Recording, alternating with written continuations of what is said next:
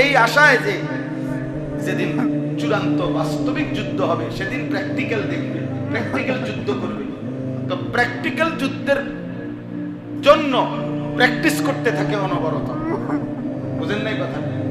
তো আল্লাহ তাআলাও যেন বলছে, নবীও যেন বলছে, উম্মত এই দুনিয়ার হায়াতটা আল্লাহকে দেখার প্র্যাকটিস করতে থাকো, প্র্যাকটিস করতে থাকো। মনে হয় যেন দেখছো, মনে হয় যেন দেখছো।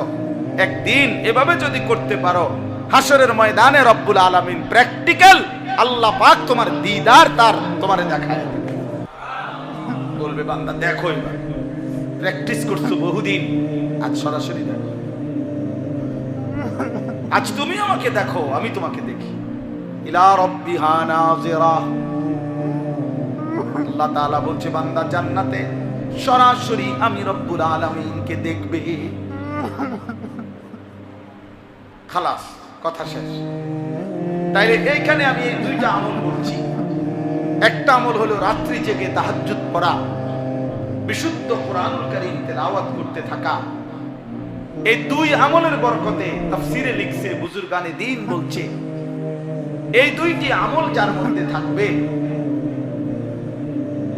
একটা হলো যে রাত্রিবেলা গভীর রজনীতে কিছু নফল ইবাদত নামাজ বন্দিগি করার চেষ্টা করে, আর যে ব্যক্তি লম্বা কোরআনুল কারীম বিশুদ্ধ তেলাওয়াত করার ফিকির করে, কোরআন তেলাওয়াত করতে থাকে, আশা করা যায় এই দুইটি আমলের বরকতে আল্লাহ তাআলা তার অন্তরের মন্দ চরিত্রগুলো দূর করে দেবে। আশাদ্দু ওয়াতআন, এগুলা নফসকে দমন করবে, অন্তরের মন্দ অভ্যাসকে দূর করবে।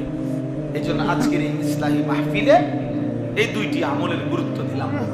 আল্লাহ যেন আমাকেও তৌফিক দেয়, আপনাদেরকেও যেন তৌফিক দেয়।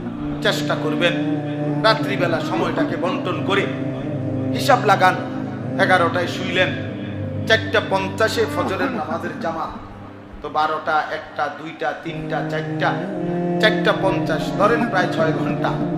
তো এর মাঝামাঝি কোনো একটা সময় শরীর স্বাস্থ্য অনুপাতে দেখেন একটু সময়, আধা ঘন্টা, 20 মিনিট, 40 মিনিট আবার জেগে আল্লাহর ইবাদতের জন্য তাহাজ্জুদ নামাজের সেজদা, তেলাওয়াত, দোয়া, কান্নাকাটির জন্য একটু সময় বের করা।